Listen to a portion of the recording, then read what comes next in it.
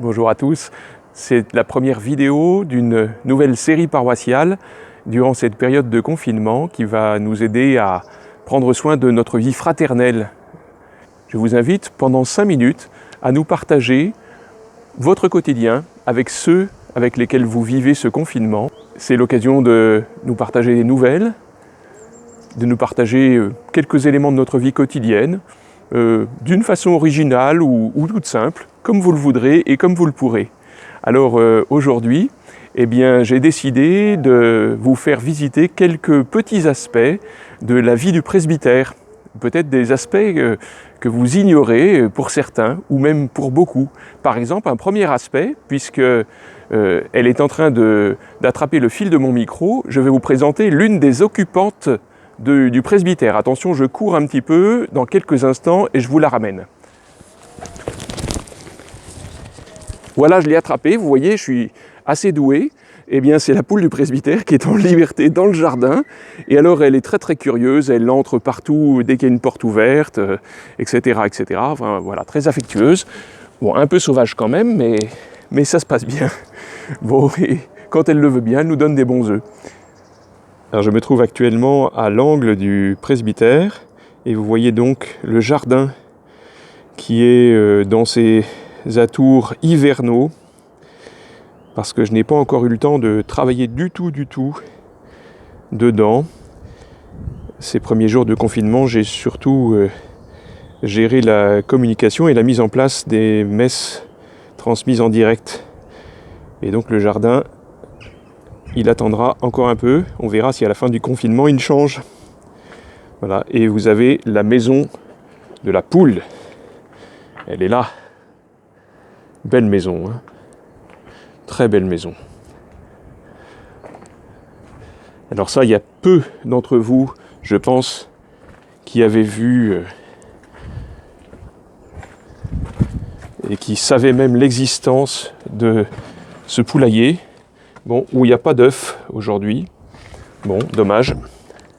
Ce sera pour une prochaine fois. Et nous arrivons à la cuisine.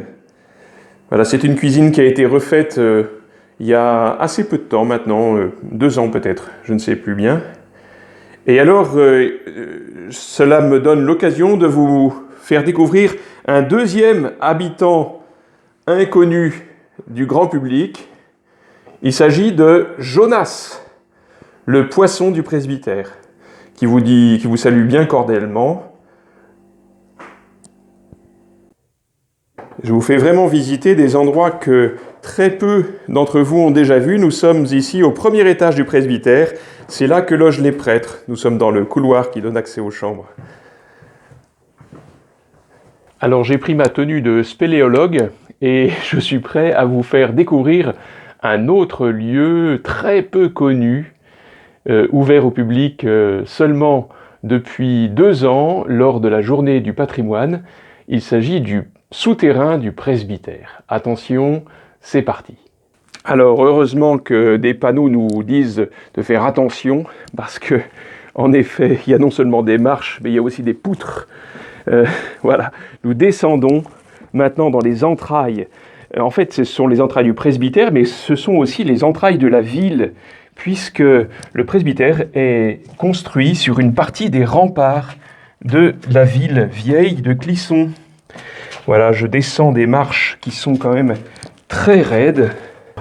Pardonnerez la qualité de la vidéo, parce que nous ne sommes pas en condition optimale d'exploration et surtout d'éclairage.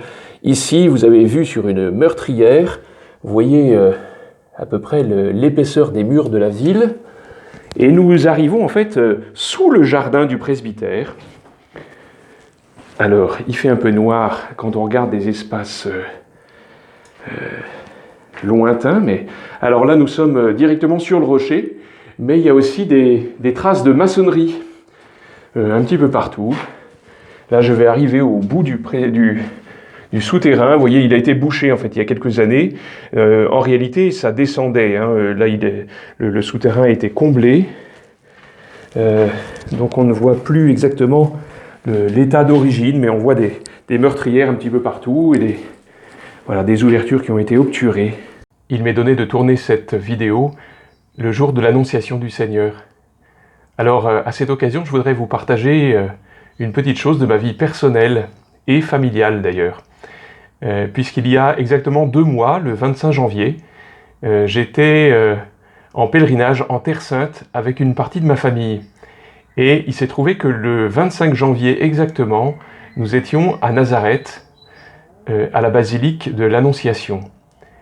Nous faisions donc notre pèlerinage et nous n'avions pas fait exprès de nous retrouver exactement à midi dans la basilique de l'Annonciation, et donc nous avons prié avec les franciscains qui entretiennent et animent le sanctuaire, l'Angélus. L'Angélus, c'est une prière que dans la tradition de l'Église, depuis de nombreux siècles, nous prions 3 fois par jour, le matin, à midi et le soir. Durant ce confinement, je vous encourage à prier souvent l'Angélus. C'est une prière toute simple, mais qui nous rappelle que le Seigneur est venu à nous. Dieu s'est fait chair, l'Emmanuel, il est Dieu avec nous. Il est là dans toutes nos détresses, nos angoisses peut-être, nos épreuves. Oui, soyons certains de la présence du Seigneur à nos côtés et de la tendresse de sa mère, attentive aux besoins de tous ses enfants. Terminons ensemble en priant le « Je vous salue Marie ». Je vous salue Marie, pleine de grâce, le Seigneur est avec vous.